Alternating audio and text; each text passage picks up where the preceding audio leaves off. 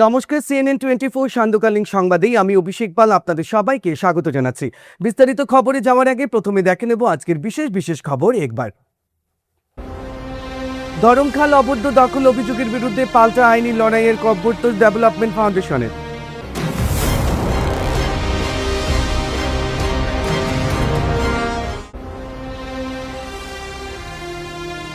পাঁচগ্রামের মাছ বিক্রেতা অরুণ দাসের স্ত্রী অ্যাকাউন্ট থেকে উধাও ৬৯,০০০ টাকা।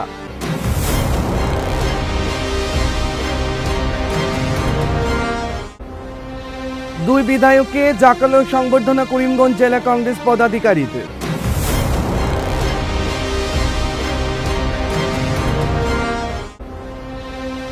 বিশ্ব পরিবেশ দিবসে বৃক্ষরোপণ কার্যসূচি দয়াপুর গ্রুপ সেন্টারের কেন্দ্রীয় সুরক্ষা বাহিনীর জওয়ানদের।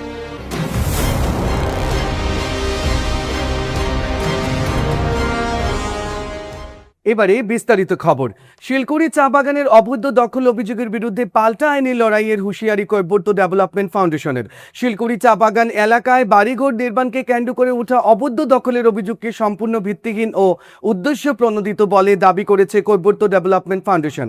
অভিযোগের বিরুদ্ধে সরাসরি আইনি পদক্ষেপের ঘোষণা দিয়ে সংগঠনের সভাপতি সজলকান্তি দাস বলেন, কৈবর্ত শিরোমণি রানী রাসমণির বংশধরার দীর্ঘদিন আগে বাগান কর্তৃপক্ষ ও স্থানীয় বাসিন্দাদের কাছ থেকে বৈধভাবে জমি ক্রয় করে বসতবাড়ি নির্মাণ করেছেন।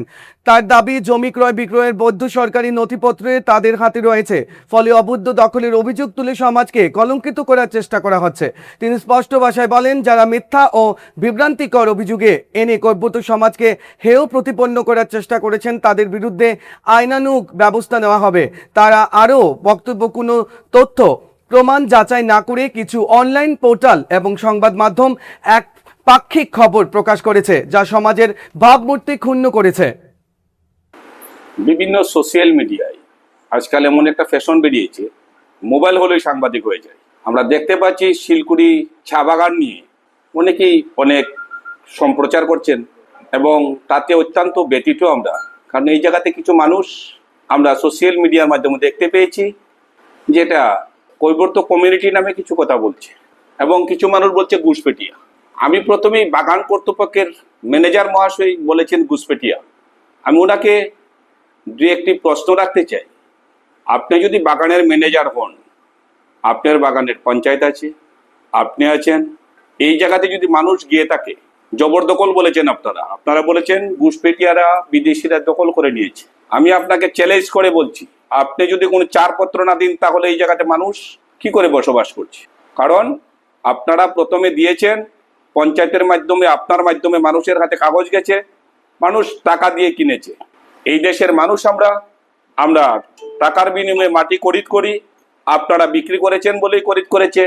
আরেকটি কথা, এত্র এলাকার কিছু মানুষের নাম ভাঙিয়ে কয়েকজন বলেছেন যে ওরা ভূমাফিয়া।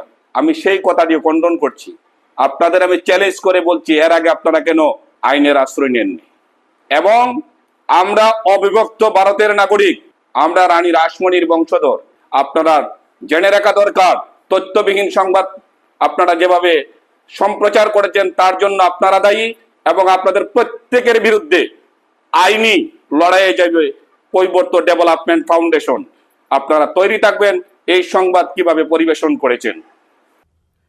পাঁচগ্রামের মাছ বিক্রেতা অরুণ দাসের স্ত্রী সেন্ট্রাল ব্যাংকের অ্যাকাউন্ট থেকে উধাও ৬৯,০০০ টাকা। পাঁচগ্রামের বাসিন্দা ও পেশায় মাছ বিক্রেতা অরুণ দাসের পরিবারের উপর নেমে এসেছে চরম আর্থিক দুর্ভোগ। অভিযোগ, তার স্ত্রী ব্যাংক অ্যাকাউন্ট থেকে রহস্যজনকভাবে প্রায় ৬৯,০০০ টাকা কেটে নেওয়া হয়েছে। এই অর্থ মুখ্যমন্ত্রী ডক্টর হিমন্ত বিশ্ব শর্মার আত্মনির্ভর প্রকল্পের আওতায় প্রাপ্ত আর্থিক সহায়তায় টাকা বলে পরিবারের দাবি। পরিবারের সদস্যদের অভিযোগ, আমার নাম হয়েছে অরুণ দাস, আমি পাঁচগ্রামের বাসিন্দা। গত 2 তারিখ 2/6/2026 আমার মিসেসের অ্যাকাউন্ট থেকে 69,000 কাটিয়ে নিছে গিয়া। মিসেসের নাম কি? মিসেসের নাম হচ্ছে লক্ষ্মী বৈষ্ণব। কত টাকা কাটিয়ে গেছে? 69,000। এটা মিসেসের কোথায় থেকে এসেছে সেই টাকাটা? হ্যাঁ, মিসেসের টাকাটা কোথায় থেকে এসেছে? মিসেসের টাকাটা এসেছিল যে 3.0 যে হিমন্ত মামায় যে দিয়েছিল আত্মনির্ভর, এটা 75,000 দিয়েছিল। এখান থেকে 69,000 রুপিস কেটে নিয়েছে। কে নিছে কার্ডটা? কেটে নিছে কেটে এটা তো আমরা জানি না। ব্যাংকে যখন বই আপডেট করি তখন দেখা যায় 69,000 নাই অ্যাকাউন্টে। যখন টাকা যে টাকাটা দিছিল তখন আপনার চেক করছিলেন হ্যাঁ চেক করছি। কত টাকা? 75,000 ঢুকছিল। তখন অ্যাকাউন্ট চেক করার পরে টাকাটা ছিল, টাকাটা আসলো। এখন কি হয়েছে? তখন টাকাটা তো তোমার 69,000 রুপিস মানে কেটে নিয়ে গেছে। কে নিছে কার্ডটা? কোনো মেসেজ, কোনো ওটিপি কিছু আইছে না? লিংক কোনো SMS, কোনো ওটিপি, কোনো কিছু আইছে না। আপনি কোনো কিরকম link জানতে আইছে না। পারলেন যে টাকাটা আপনার অ্যাকাউন্টে নেই? আমি যখন বিকাল মানে 3টা বাজে, আমি তো একটা ব্যবসায়ী মানুষের বাড়ি বাড়ি গিয়ে মানে মাছ বিক্রি করি। বিক্রি করার পরে আমি ঘরে আইলাম, ঘরে আইয়া রেস্ট নিলাম। রেস্ট নেওয়ার পরে আমি একটা মনে সন্দেহ হলো যে আমি একটা ব্যালেন্সটা চেক করি। ব্যালেন্সটা যখন চেক করে লাগলাম আমার মিসেসের, তখন থেকে ব্যালেন্সের মধ্যে পয়সা নাই। যখন ব্যালেন্সে পয়সা নাই তখন আমি কী করবো, তখন আমি 193 ফোন করছি। 193 ফোন করার পরে আমি সব কিছু কমপ্লেন দিলাম।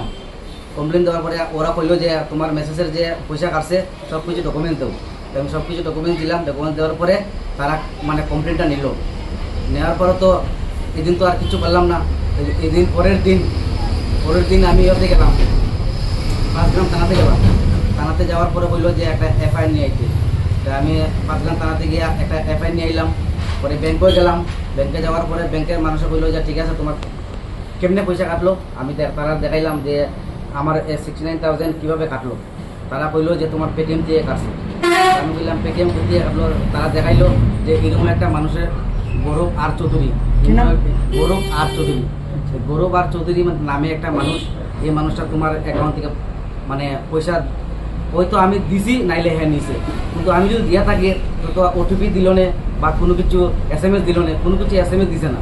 ব্যাংক থেকে কোনো SMS নাই যে আমার 69,000 কাছে যে তোমার পেটিএম এর কোনো হিস্টোরি নাই? না, পেটিএম থেকে কোনো হিস্টোরি বাইরে পেটিএম এর যে কোনো হিস্টোরি নাই। কোন টাকা দিছো না? না, আমি টাকা দিয়ে, আমি যদি টাকা দিয়ে থাকতাম তাহলে পেটিএম এর হিস্টোরিতে আইছে। কিন্তু পেটিএম এর হিস্টোরিতে কোনো টাকাও নাই, অটোমেটিক টাকাটা মানে কাটছে তারা।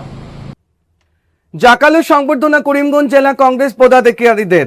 যেহেতু অনেকদিন পর সুযোগ ঘটে কংগ্রেস দলের নবনির্বাচিত 2 বিধায়কের উষ্ণ সংবর্ধনা প্রদান করতে, তাই শনিবার বিধায়ক 2 জনকে জাকালো সংবর্ধনা প্রদান করা হয়।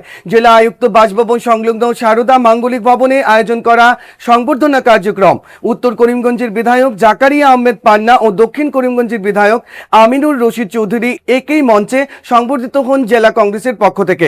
জেলা কংগ্রেস, শহর ব্লক কংগ্রেস, যুব কংগ্রেস, মহিলা কংগ্রেস ইত্যাদি বাদ যাননি কংগ্রেস দলের নবনির্বাচিত 2 বিধায়কের জোরালো সংবর্ধনা প্রদান করতে। উত্তরীয় মানপত্র, নানা সামগ্রী দিয়ে বিধায়কদের সংবর্ধনা প্রদান করেন দলীয় কর্মীরা। পাশাপাশি এবছর উচ্চ মাধ্যমিক পরীক্ষায় মেধাবীর সহিত যারা উত্তীর্ণ হন পড়ুয়াদের উষ্ণ সংবর্ধনা প্রদান করা হয় দলের পক্ষ থেকে। উত্তর করিমগঞ্জের নবনির্বাচিত বিধায়ক জাকারিয়া আহমেদ পান্না ও দক্ষিণ করিমগঞ্জের বিধায়ক আমিনুর রশিদ চৌধুরী নিজের ভাষণে বলেন, করিমগঞ্জের জনসাধারণ আমাকে 26,000 ভোটে বিজয়ী করেছিল। আমি আমার উত্তর করিমগঞ্জ সমষ্টির সর্বস্তরের জনসাধারণকে ধন্যবাদ এবং কৃতজ্ঞতা জ্ঞাপন করছি। আমি প্রথমে আমার আসাম প্রদেশ কংগ্রেসের সভাপতি গৌরব গগৈ মহাশয়কে ধন্যবাদ দিচ্ছি। উনি যে আমার উপর আস্থা এবং ভরসা দিয়ে আমাকে 3 মার্চ তারিখে প্রথম পর্যায়ে প্রথম লিস্টে আমাকে কংগ্রেসের উত্তর করিমগঞ্জ থেকে প্রার্থী হিসাবে মনোনীত করেছিলেন এবং উত্তর করিমগঞ্জ জনসাধারণ সেই আশ্বাস নিজে বিশ্বাস রেখেছিলেন। উত্তর করিমগঞ্জ জনসাধারণ 4 মে তারিখে ওনারা যে আস্থা রেখেছিলেন তার ফলাফল আমরা 4 তারিখ পেয়েছি। বিশেষ করে আমার Badarpur Chaitanyanagar block, Karimganj town block, Malegarh ব্লকের একটি পার্ট, আমি সব কর্মকর্তাদেরকে অশেষ ধন্যবাদ কৃতজ্ঞতা জ্ঞাপন করছি। ওনারা দিন রাত এক করে এবারে নির্বাচনে জনসাধারণের ঘরে ঘরে গিয়ে ভারতীয় জাতীয় কংগ্রেসের পক্ষে প্রচার করেছিলেন, যার জন্যই এই সফলতা আমরা পেয়েছি। আমরা বিগত দিনে যেহেতু আমি বদরপুর চৈতন্যনগরের ব্লকের সভাপতি ছিলাম, সেই হিসাবে আমি আমার প্রত্যেক কর্মকর্তাদেরকে অশেষ ধন্যবাদ দিচ্ছি।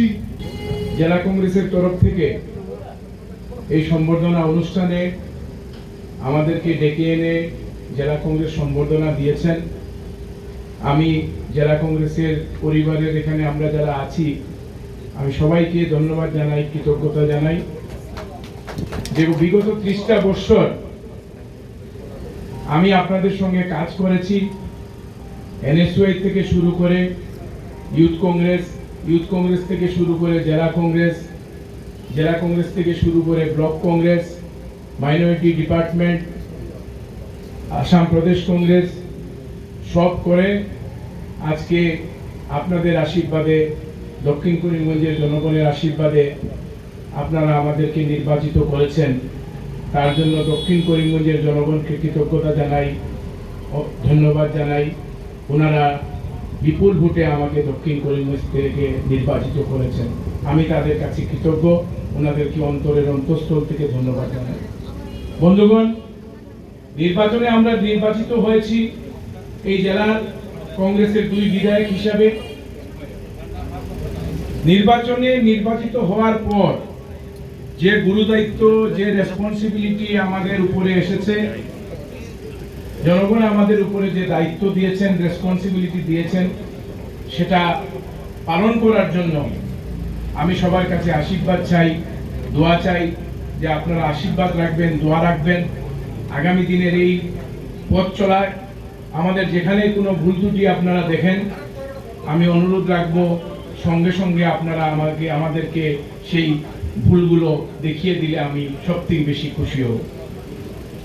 বন্ধুগণ, আজকের এই সম্বর্ধনা সভায় আমরা যারা এখানে একত্রিত হয়েছি, এই সম্বর্ধনা আমাদেরকে দিয়েছেন জেলা কংগ্রেস, কিন্তু আমি মনে করি এই সম্বর্ধনার স্বীকৃতি এখানে যারা উপস্থিত কংগ্রেস পরিবারের যারা উপস্থিত আছেন, আজকের এই সম্বর্ধনা আপনাদের সম্বর্ধনা। আমরা এখান থেকে এখানে এসেছি এবং আপনাদের আশীর্বাদ, আপনাদের ভালোবাসায় আজকে আমরা এখানে এসেছি। বিশ্ব পরিবেশ দিবস বৃক্ষরোপণ কার্যসূচি দয়াপুর গ্রুপ সেন্টারের কেন্দ্রীয় সুরক্ষা বাহিনীর জওয়ানদের। শুক্রবার বিশ্ব পরিবেশ দিবস উপলক্ষে দয়াপুর গ্রুপ সেন্টারের জওয়ানরা বৃক্ষরোপণ করেন। এই দিন বৃক্ষরোপণ কর্মসূচির আনুষ্ঠানিক সূচনা করেন গ্রুপ সেন্টারের ডিআই উদয় প্রতাপ সিং ও সঙ্গে ছিলেন কমান্ডেন্ট আর.ডি. অর্নল। বৃক্ষরোপণের পর সংবাদ মাধ্যমের সঙ্গে কথা বলতে গিয়ে তিনি বলেন, आज 5 जून विश्व पर्यावरण दिवस, वर्ल्ड इन्वायरमेंट डे का ऑब्जर्व किया जा रहा है, इसका मनाया जा रहा है। और इस उपलक्ष्य में हम लोगों को भी पर्यावरण को बचाए रखने के लिए पौधों का, आप लोग देख रहे हैं कि यहाँ वृक्षारोपण अभियान चलाया जा रहा है। मैं सारी जनता से अपील करूँगा कि सभी लोग अधिक से अधिक वृक्षारोपण करें और वृक्षारोपण के साथ ही साथ उसके बचाव का भी उपाय रखें। नहीं बचाने से हर साल हम लोग बहुत पेड़ लगाते हैं, लेकिन काफ़ी उसमें से नष्ट हो जाते हैं, तो हमें उसके बचाव का भी ध्यान रखना है। और अपने दुनिया को जो अभी प्रदूषण फैल रहे हैं उससे बचाने के लिए एक ही उपाय है कि ज़्यादा से ज़्यादा वृक्ष लगाया जाए। धन्यवाद। আজকের সংবাদ এখানে শেষ করছি। নমস্কার।